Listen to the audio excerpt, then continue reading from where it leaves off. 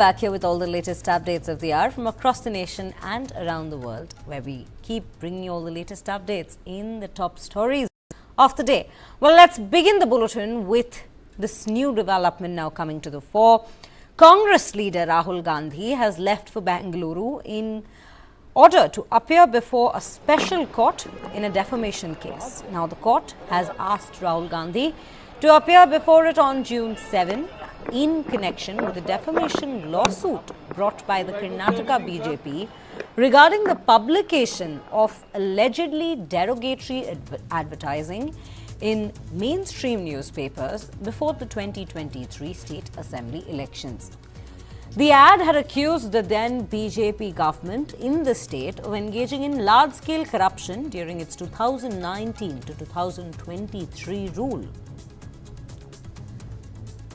Now, this is the latest update in this story, and remember, in fact, there were other leaders who were also associated with this particular case, the defamation lawsuit, wherein this was in fact the 40% commission. Remember, there were posters with the BJP leaders' heads and a QR code that had been posted across Karnataka, in fact, especially in Bengaluru, and some of these advertising elements were also seen in some mainstream newspapers. Remember, other leaders, as we were just mentioning, who were a part of this included Siddaramaiah and DK Shivkumar. Both of them had received bail. Right now, we are in fact being joined by our colleague Mohammad Wajiullah on this broadcast. Waji, a very good morning to you. Very firstly, just quickly take us through the case that had been filed back in 2023, right ahead of the polls, and what are the charges that Rahul Gandhi is currently facing in this case? Well, yes, if you remember the assembly elections, during the assembly election, the BJP government was accused of large-scale corruption during their tenure from 2019 to 2023. And that is when the Congress government came up with this entire election campaign called the 40% Pay CM. Now, that campaign had a Paytm QR code with the face of Basavaraj Bommai, the then Chief Minister of Karnataka. He was also BJP leader. So with those QR codes, they went to town, putting it across places, saying that the corruption, that the current Chief Minister is a corrupt person and he has a corruption rate card. Keeping that in mind, they had done this campaign. Now, that campaign backfired because one of the BJP leaders then filed a defamation complaint against Siddaramaiah. That campaign helped them in the election, but backfired personally for DK and Siddaramaiah and Rahul Gandhi, because BJP leader filed a defamatory case. And with regards to that particular case, last week, Siddaramaiah and DK Shivkumar was asked to appear in front of the court, and that's what they did. The two of them appeared, but Rahul Gandhi had not appeared, and that is when the court took cognizance of and asked the counsel of Rahul Gandhi to make sure that he appears in the next session. The first session was June 1st when he was supposed to come. It was his but he did not turn up, so this was his last summon, the third summon. That is when he's turned up today. It remains to be seen how the court sees this. The last time when Siddaramaiah and DK turned up, the court heard their thing and they allowed him to leave and cancel the defamation. Now, it will be seen how, with Rahul Gandhi's personal appearance, what will the court say? Right. So, Waji, at this point, can we get some more details with regards to the legal procedure that was followed when Siddaramaiah and DK Shivkumar had to appear in front of the courts, and what course is to be taken by the court with regards to Rahul Gandhi?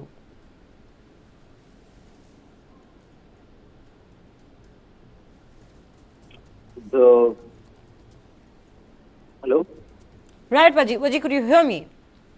Yeah, I can hear you. Yeah, so my question to you was, if you could just throw some more light on the legal procedure, the legal aspect and the technicalities involved in this particular case. Given that DK Shivkumar and Siddaramaiah had already received bail, if you could just quickly take us through the case that had been, the arguments that had been put forward by Shivkumar and Siddaramaiah, and what may the course of action be with regards to Rahul Gandhi? Well, the case was filed against people. One is D.K. Shiv Kumar, who was leading the campaign at that point in time on Congress president. The other was Siddaramaiah, one of the tallest leader, and he was chief minister candidate. And the other was Rahul Gandhi, who himself was there during the Bharat Jodo Yatra.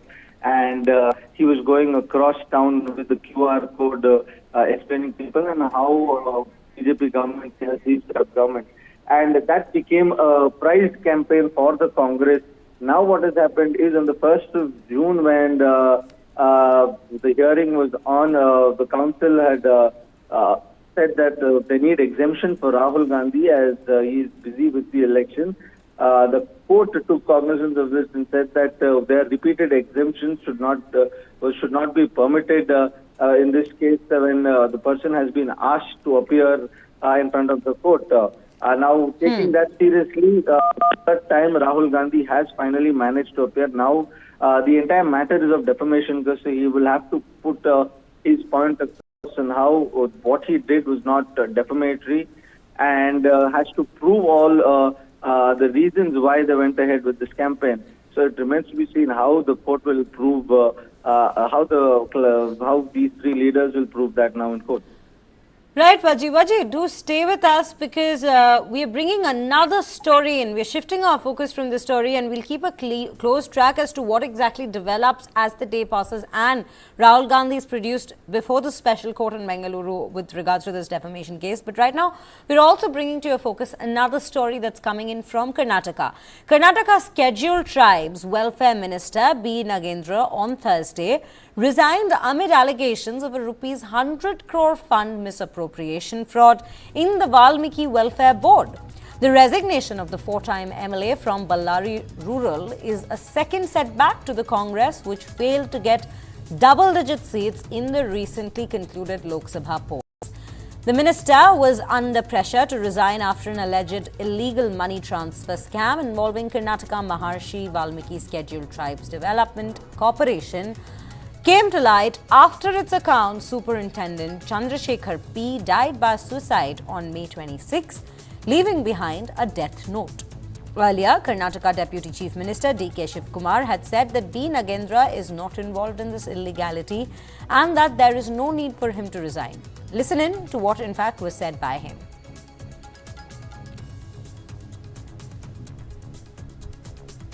There is no need of anyone demanding. We know, we just discussed with the Honorable Minister, myself, Chief Minister, and the Home Minister.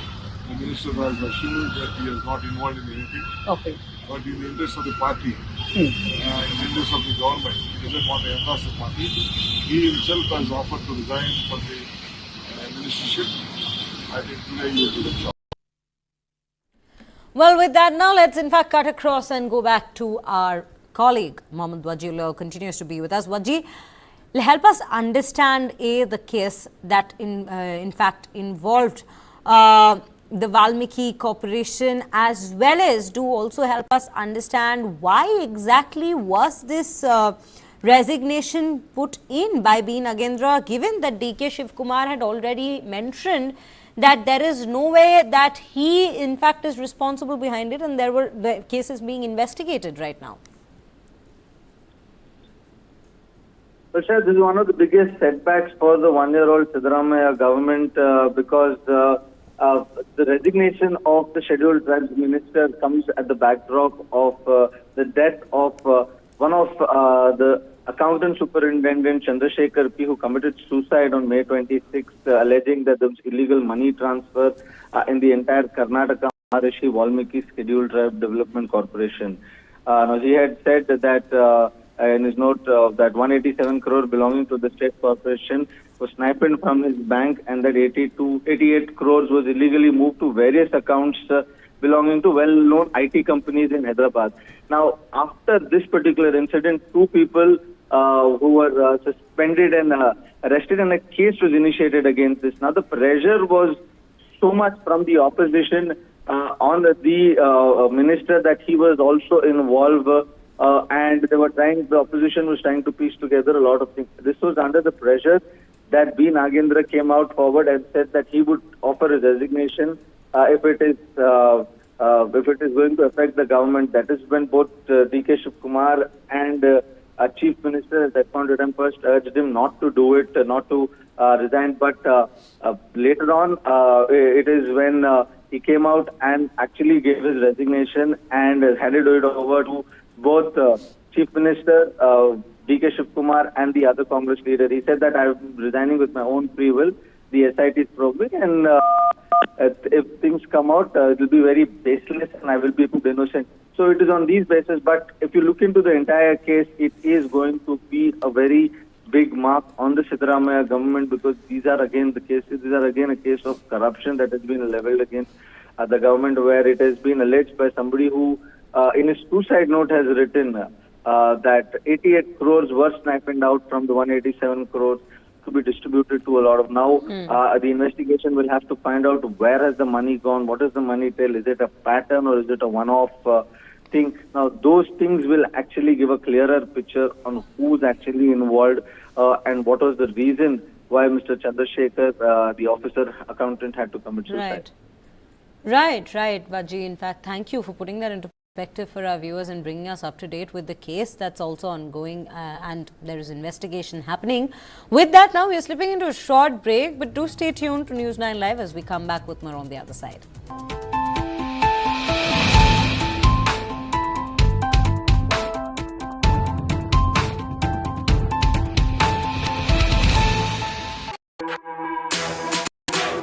जानना है तो देखिए, समझना है तो सुनिए, सीखना है तो पूछिए, और कमाना है तो खरीदिए। जानकारी, सलाह और निवेश सब एक ही सुपर ऐप पर। पैसे का सवाल है तो जवाब है Money9। आजादी पैसे की, अभी डाउनलोड करें।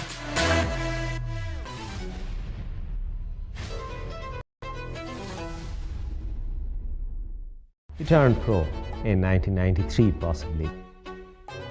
I had a lot of pressure being Milkha Singh's son. You got to understand the pluses and the minuses of an individual. Progress equals to success. World premiere on the 8th of June, only on News9 Live.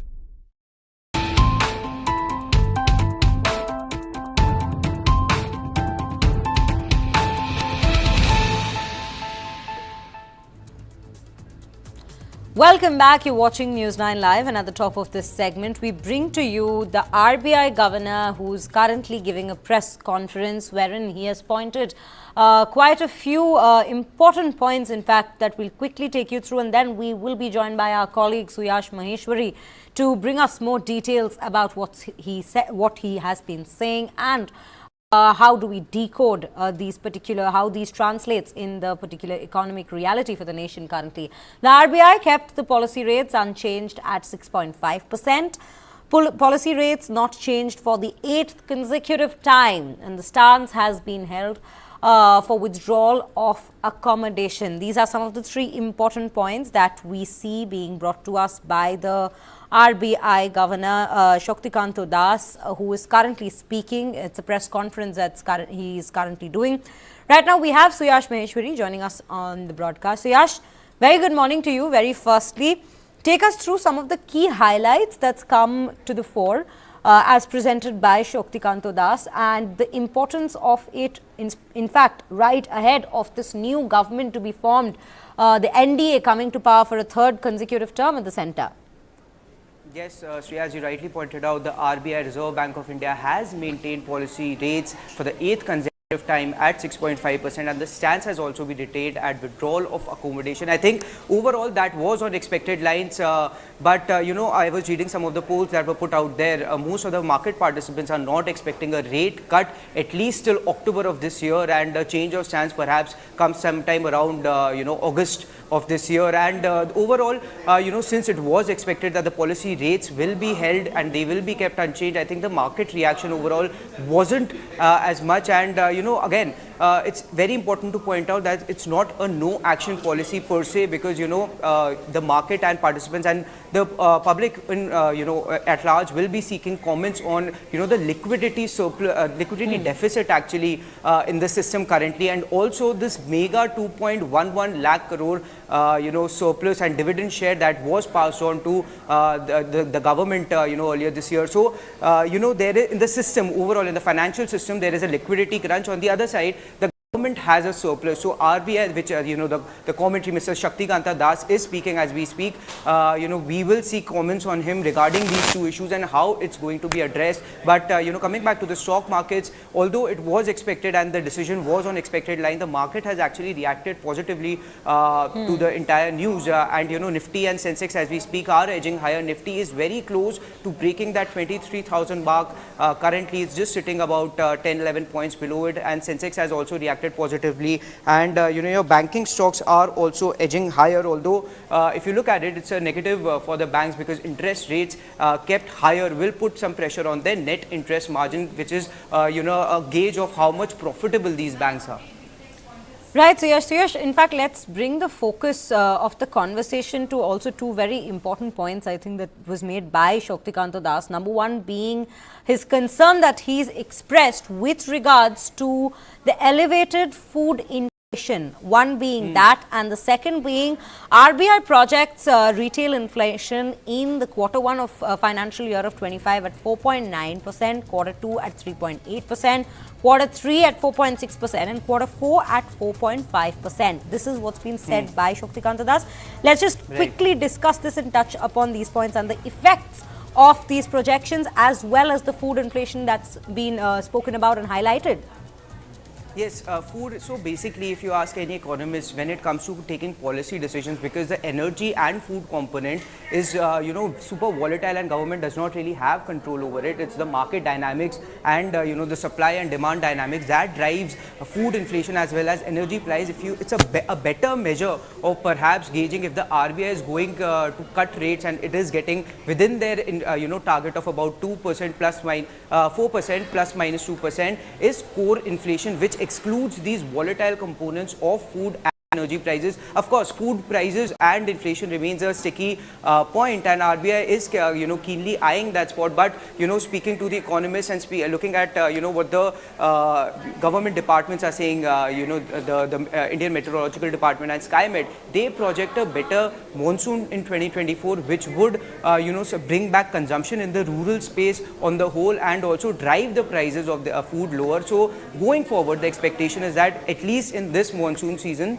you will see perhaps food inflation coming down nicely. But as I mentioned, again, food inflation is super volatile. It's not in the hands of the government really. So we'll have to certainly keep a track on that. But with the expectation of a better monsoon in 2024, I think that food inflation component also eases. But, there are other reasons why RBI is not going for a rate cut. One, because typically you follow what the mother central bank does, which is the US Federal Reserve. And there is a very good reason to it, because, if US Federal Reserve does not go for a rate cut and we go for a rate cut before them, it squeezes out that interest rate differential or the country premium between the two countries. So, for example, the 10-year US bonds are currently hovering around that 4.5% mark, whereas our 10-year is about 7%. So the differential or the spread for taking that extra risk, investing in Indian market versus investing in US market, which are considered at least virtually risk-free, is just 3%. Before COVID, that differential used to be about 5%. So I think one of the reasons why RBI could not perhaps go for an interest rate cut is they are still in a wait and watch mode, and they will see what Federal Reserve will do next. And speaking about what Federal Reserve does next, the European Central Bank actually yesterday was the first to cut interest rates. In fact, Canada also earlier in the week was among the G7 nations the first to cut interest rates, and Sweden and Switzerland has also promised monetary easing in their next few policy sessions. So the expectation is that this year at least we could see 2 to 3 rate cuts to the tune of about 25 basis points each. That makes it about 75 basis point rate cut, and that will be a major trigger to boost economy further from here. And let's talk about economy on the whole. I mean, GDP numbers were better than expected for both March quarter and FY24. They were significantly ahead what the estimates were suggesting. Apart from food component of this inflation that we were talking about, core inflation continues to reduce and moves closer to the target range of RBI. So we are in this sort of a Goldilocks scenario that other of our peers, our global peers, can't boast about. Absolutely. So Yash, thank you for in fact breaking that down for our viewers and helping us understand what exactly are the projections that's been given by the RBI for the financial year of 2025. With that, now we're shifting our focus to another incident or a development that happened yesterday, which had in fact all our eyes set on and how it further develops. No FIR has been registered against the CISF personnel who slapped actor turned politician Kangana Ranaut on Thursday. The CISF personnel was upset over the comments made by Ranaut during the farmers' protest. Although the CISF personnel has been suspended and a department inquiry has been initiated against her. Remember, no FIR has been registered so far. And this is a case that had come to the fore yesterday. This incident, in fact, as you can see in the visuals, took place at the Chandigarh airport while Kangana was flying out from there to the national capital. She has been elected as the MP in these Lok Sabha elections of 2024, representing the seat of Mandi from Himachal Pradesh.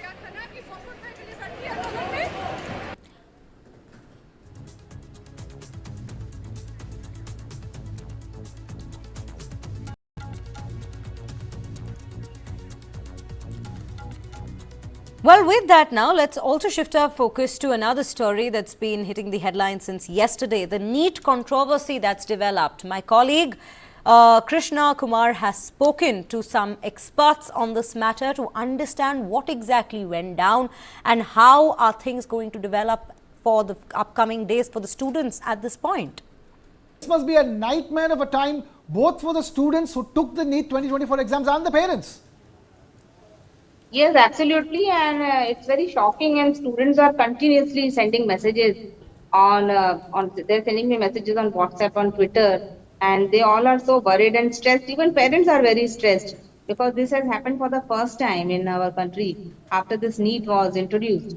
The purpose for introducing NEET, a pan-India exam, one India, one nation, one exam, was to bring more transparency. But what we are seeing since past few years that there is no transparency being maintained. Every year we are getting news that somewhere paper was leaked. But this time, apart from paper leak, we are also seeing how the manipulation is happening in terms of results declaration. So this is something very serious. We should definitely raise voice, and NTA should take cognizance. Education Ministry, though they are not in power right now, but as soon as they take the charge, I think Education Ministry, even child rights should take cognizance. NCPCR can take cognizance of this matter, and because the children, they are young, they are 18-year-old, some are committing even suicide. Yesterday we got to know in Kota, a girl committed suicide. So this is a very serious matter and this must be investigated. Government must step in, all the Education Ministry, all the stakeholders, NTA, they must step in and take cognizance and conduct proper inquiry and declare results.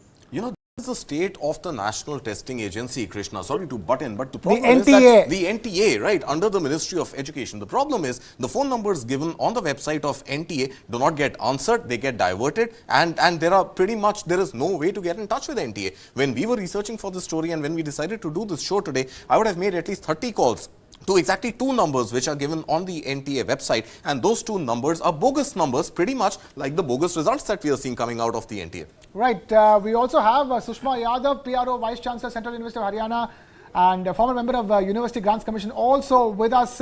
Ma'am, talk to us. What exactly is going wrong with the NEET exam in this country this time around? There is no denying the fact that these results are unprecedented. Well, Mr. Krishna, my association with UGC and my association with NTA, not exactly with NEET because that has not been my subject, but with NTA, has been really, really very positive. I had seen NTA working very, very carefully, very, very cautiously, very transparently. And they used to make presentations about how they chose the centers, how they kept all the things in order, how they ensured that the centers run well, how they ensured that everything goes smoothly for the candidates, etc. I'm really shocked to first read this and now hear you all that this has happened during this NEET examination, which really is shocking for me as well, because it's not just for nothing, or it's not mere coincidence that so many students get the same numbers or the same marks and at the same centers. Surely there's something wrong, and I'm very sure that the ministry as well as the NTA would get inquiry set into it. I would look at something deeper. I'm really, of course, feeling very, very sad to hear what you both are telling. Okay. That this is how it has happened. This has happened at such places. I think there's something very wrong with our society also. This mad run for marks, this mad run for success, ultimately makes every system work in a way which is not really ethical and which is not really what we mean it to be.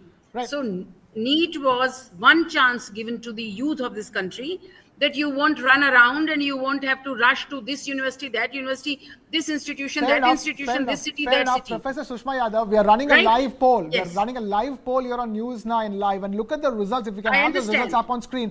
96% of those who have voted for the News9 Live poll, 96%, when the question is asked, is NEET 2024 a scam? They've said, yes, it's a scam. 96% of them. For all those watching this broadcast, continue to express your views, continue to answer the poll question. 96% are calling NEET 2024 a scam. We also have Dr. Dhruv Chauhan, National Coordinator, IMA Junior Doctors Network, also with us on the broadcast. Dr. Dhruv Chauhan, talk to us. What has been going wrong with NEET? I believe, and I understand from what I've spoken to, the people I've spoken to, this is not the first time that the NEET exams are coming under a question. This time around, the results are glaringly flawed that you can't, it's very difficult to defend them. Yeah, actually, firstly, I would like to thank you for, for raising such an important issue, which around 23 lakh plus students, NEET students who NEET aspirants who want to do something for the country were waiting for. Now, I just tell you one thing. When I raised this issue of when on 4th of June, this results of NEET UG came, we raised this issue and found out two irregularities. The first irregularity was the sequence of the students who got similar marks. The second was the 67 candidates this year were getting 720 out of 720. It was already suspicious of it. And then we got to know that 718 and 719 marks, which was creating a suspicion. Again, we raised that issue also. And upon raising that issue, the NTA replied to us on Twitter. They said that it is based upon the court order.